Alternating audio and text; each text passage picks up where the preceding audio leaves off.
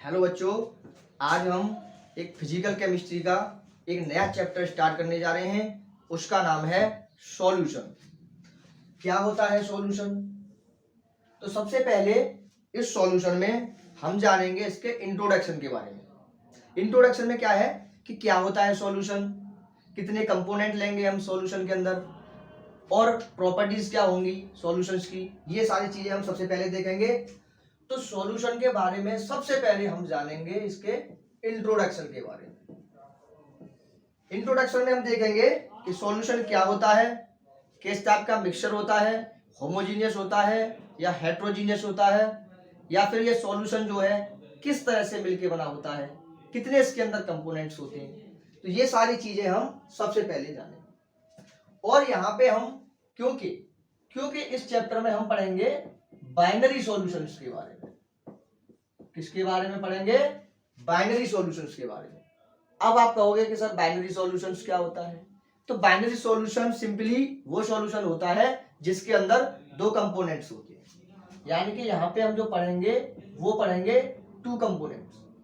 एक है आपका सॉल्यूट और एक है आपका सॉल्वेंट। यानी कि एक सॉल्यूट लेना है, एक आपको सॉल्वेंट लेना है, इससे बनेगा आपका बाइनरी सॉल्यूशन। तो इंट्रोडक्शन के बाद हम जानेंगे प्रॉपर्टी। क्या जानेंगे? Property of solution. Property of solution से हम जानेंगे कि ये मतलब होमोजीनियस है या हेट्रोजीनियस है, इसके पार्टिकल का साइज कितना होता है, ये टिंडल इफेक्ट को शो करता है कि नहीं करता है, लाइट विजिबल होती है कि नहीं होती है, या ये स्टेबल होता है कि अनस्टेबल होता है। इस टाइप की बातें हम पढ़ेंगे प्रॉपर्टी ऑफ सॉल्यूशन में। इसके बाद इस चैप्टर में हम पढ़ेंगे कंसंट्रेशन टर्म्स के बारे में। कंसंट्रेशन टर्म क्या होता है? यानी कि कितना अमाउंट सॉल्यूट किसी सॉल्वेंट के अंदर डिसॉल्व हो रहा है। तो हम क्वांटिटेटिवली ये भी जो चीजें देखेंगे हम क्वांटिटेटिवली देखेंगे, ना कि क्वालिटेटिवली। तो क्वांटिटेटिवली हम क्या कितना अमाउंट सॉल्यूट का सॉल्वेंट या फिर सॉल्यूशन के अंदर प्रेजेंट है। तो कंसंट्रेशन टर्म में हम काफी सारे टर्म्स डिफाइन करेंगे, जैसे कि परसेंटेज।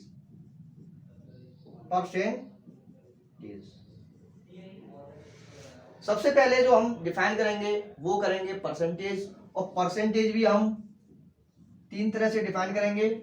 एक पढ़ेंगे हम मास बाई मास परसेंट, या इसको बोलते हैं वेट बाई वेट परसेंट, कि कितना सॉल्यूट का अमाउंट टोटल सॉल्यूशन के अंदर प्रेजेंट है, इनटू में कर देंगे हम 100 ऐसे करके। दूसरा हम पढ़ेंगे मास बाई वॉल्यूम परसेंट या फिर weight by volume percent.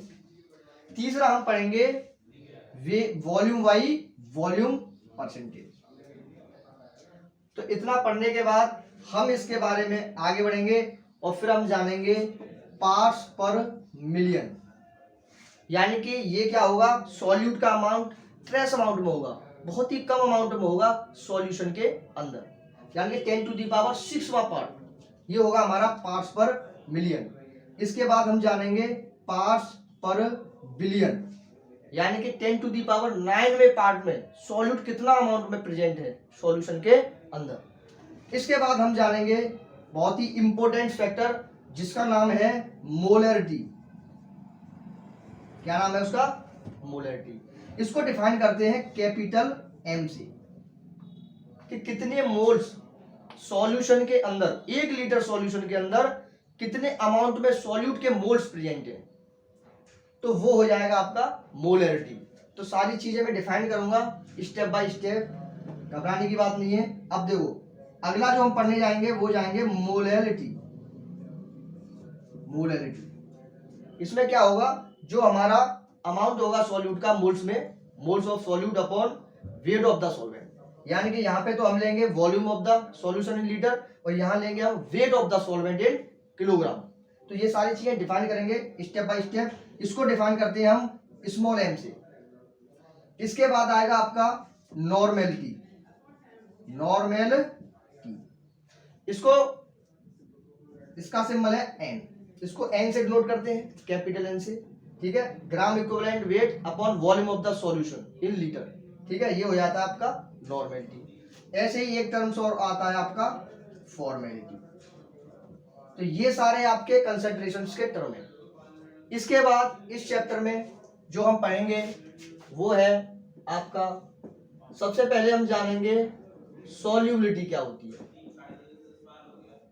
Solubility क्या होती है कि कितना सॉल्यूट का अमाउंट सॉल्यूशन के अंदर डिसॉल्व हो रहा है, और ये सॉल्यूट जो सॉल्युबिलिटी है हम ये भी देखेंगे कि किन किन फैक्टर्स पे डिपेंड करती है।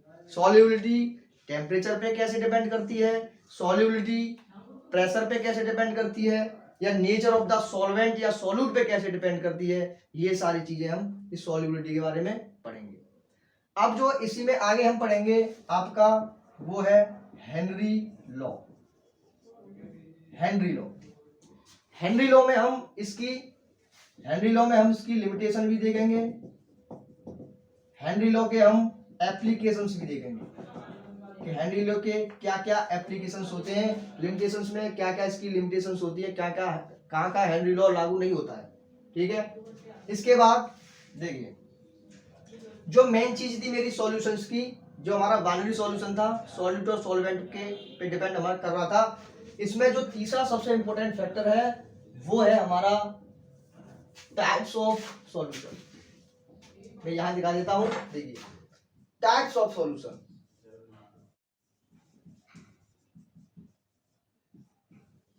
यानी कि सॉल्यूशन कितने टाइप का होता है ये हम इस चैप्टर में डिफाइन करेंगे।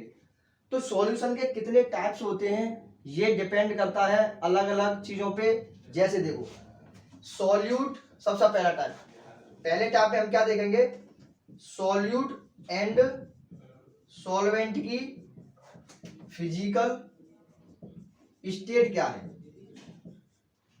सॉल्यूट और सॉल्वेंट की फिजिकल स्टेट क्या है, तो उस फिजिकल स्टेट पे यानी कि सॉल्यूशन के अंदर जो कंपोनेंट्स हैं उनकी फिजिकल स्टेट क्या है, उन फिजिकल स्टेट के आधार पे हम सॉल्यूशन का टाइप डिसाइड करेंगे। तो मेन जो टाइप होते हैं सॉल्यूशन के फिजिकल स्टेट के आधार पे वो होते हैं आपके थ्री टाइप्स होते हैं, ठीक है।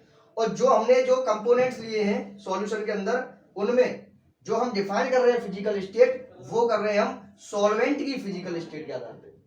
तो सॉल्वेंट की फिजिकल स्टेट के आधार पे जो सॉल्यूशन होते हैं वो थ्री टाइप्स के होते हैं। एक होता है हमारा सॉलिड सॉल्यूशन, एक होता है हमारा लिक्विड सॉल्यूशन, और एक होता है हमारा गैसियस सॉल्यूशन।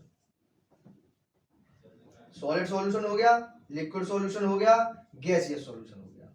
किस आधार पे, सॉल्वेंट जो हमारा कंपोनेंट है सॉल्वेंट सॉल्यूशन के अंदर उसकी फिजिकल स्टेट के आधार पे। अब सॉल्यूट कैसा है सॉल्वेंट के अंदर, सॉल्यूट कैसा है सॉल्वेंट के अंदर, इस आधार पे इन तीनों टाइपों का और थ्री टाइप्स में डिवाइड हो जाते हैं। ये जो तीन टाइप्स में डिवाइड हुआ है हमारा सॉल्यूशन, ये फर्दर थ्री टाइप्स में डिवाइड हो जाएगा। किस आधार पे कि हमने कौन सा सॉल्यूट यानी कि किस टाइप का सॉल्यूट, हमारी फिजिकल स्टेट क्या है सॉल्यूट की सॉल्वेंट के अंदर, उसके आधार पे भी ये तीनों सॉल्यूशन ये तीनों फर्दर तीन टाइप्स में डिवाइड हो जाएंगे, ठीक है। तो अब देखिए पहला मैंने जो सॉल्यूट लिया है वो लिया है सॉलिड। पहला सॉल्यूट क्या लिया है मैंने, सॉलिड। तो ये वाला सॉल्यूशन कौन सा हो जाएगा मेरा, सॉलिड इन सॉलिड सॉल्यूशन। दूसरा क्या हो जाएगा, सॉलिड दूसरा हो जाएगा मेरा लिक्विड इन सॉलिड सॉल्यूशन। जो मैं सॉल्वेंट ले रहा हूं, ठीक है, सॉल्वेंट में क्या लूंगा मैं, सॉल्यूट, और सॉल्यूट क्या है मेरी फिजिकल स्टेट उसकी सॉलिड, दूसरी क्या है लिक्विड, और तीसरी क्या है गैस। तो सॉल्यूट मैंने एक बार लिया सॉलिड, एक बार लिया लिक्विड, और एक बार लिया गैस। तो इसी के आधार पे किस में लिया है मैंने, सॉलिड सॉल्यूशन के अंदर। सॉलिड सॉल्यूशन के अंदर मतलब सॉल्वेंट लिया है मैंने सॉलिड। तो पहला क्या हो गया फिर, सॉलिड इन सॉलिड सॉल्यूशन। दूसरा क्या हो गया, लिक्विड इन सॉलिड सॉल्यूशन। तीसरा क्या होगा, गैस इन सॉलिड सॉल्यूशन। बाकी तो मैं इनको बाद में डिफाइन करूंगा, इनके एग्जांपल भी दूंगा। पहले मैं एक व्यू देना चाहता हूं कि चैप्टर में आपको क्या क्या पढ़ना है। ठीक है, अब हमारा तीसरा स्टेप आता है लिक्विड सॉल्यूशन। तो लिक्विड सॉल्यूशन यानी कि सॉल्वेंट मैंने क्या ले रखा है, लिक्विड। इसके अलावा अब इसके अंदर मैंने जो सॉल्यूट लिया है वो मेरी फिजिकल स्टेट क्या है सॉल्यूट की, तो पहली ली मैंने सॉलिड, तो क्या हो जाएगा, सॉलिड इन लिक्विड सॉल्यूशन। दूसरा क्या हो जाएगा, लिक्विड इन लिक्विड सॉल्यूशन। तीसरा क्या हो जाएगा, गैस इन लिक्विड सॉल्यूशन। समझ में आ गया होगा। देखिए एक बार और मैं रिकैप कर देता हूं। देखो टाइप ऑफ सॉल्यूशन में मैंने जो टाइप ऑफ सॉल्यूशन लिए हैं वो लिए फिजिकल स्टेट के आधार पे। ठीक है, जो मेरे सॉल्यूशन के अंदर जो कंपोनेंट हैं, एक सॉल्यूट और एक सॉल्वेंट।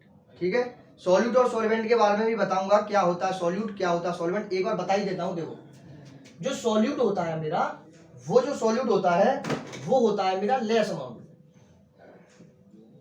अगर आपको सॉल्यूशन के अंदर जो लेस अमाउंट में आपको कंपोनेंट दिख रहा है वो है आपका सॉल्यूट। ठीक है, और मोर अमाउंट में जो आपको दिख रहा है वो है आपका सॉल्वेंट। ठीक है, क्या है आपका सॉल्वेंट। आप इसको ऐसे भी डिफाइन कर सकते हो। देखो मैं एक बार यहां बता देता हूं। जैसे मैंने एक लिया गिलास, इस गिलास के अंदर मैंने वाटर डाल दिया, पानी डाल दिया। इस वाटर के अंदर मैंने डाल दिया शुगर, कुछ अमाउंट डाल दिया, जैसे मान लिया 10 ग्राम डाल दिया। तो इसके अंदर, इस ग्लास के अंदर जो वाटर है वो क्या है आपका सॉल्वेंट। क्यों है सॉल्वेंट, क्योंकि ये एक्सेस अमाउंट में है। ठीक है, और शुगर क्या है आपका सॉल्यूट। क्यों है, क्योंकि ये लेस अमाउंट में। तो लेस अमाउंट में जो है वो है आपका क्या, सॉल्यूट। मोर अमाउंट में क्या है आपका सॉल्वेंट। बात समझ में आई, क्लियर है।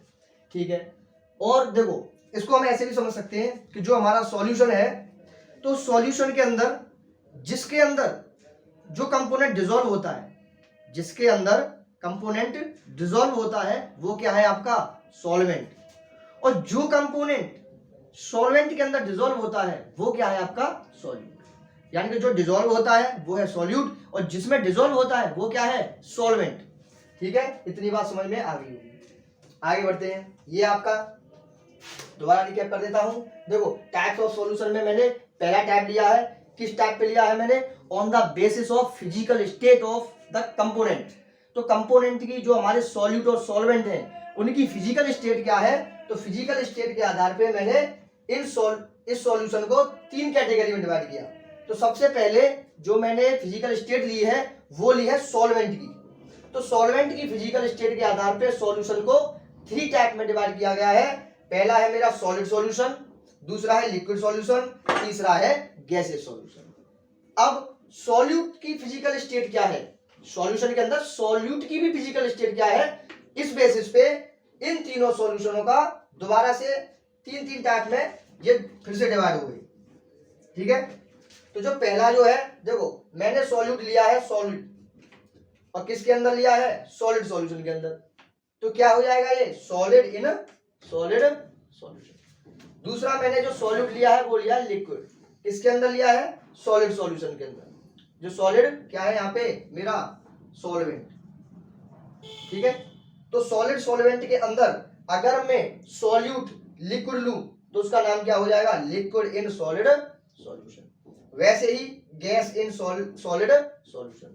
अब मैंने जो मेरा सॉल्वेंट है वो ले लिया मैंने लिक्विड और जो सॉल्यूट है वो लिया मैंने सॉलिड, तो क्या हो जाएगा solid in liquid solution. Solute लिया मैंने लिक्विड और सॉल्वेंट है मेरा लिक्विड, तो क्या हो जाएगा लिक्विड इन लिक्विड सॉल्यूशन।